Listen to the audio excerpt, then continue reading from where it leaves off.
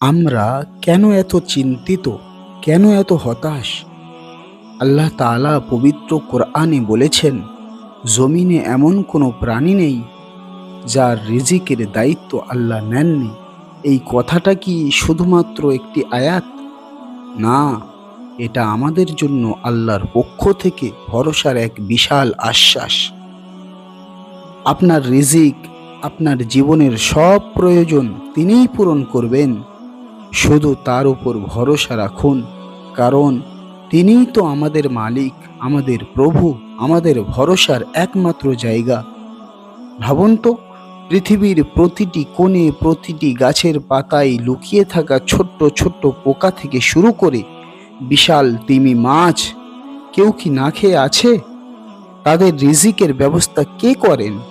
সেই মহান আল্লাহ, যিনি একটি সামান্য পিঁপড়ার জন্য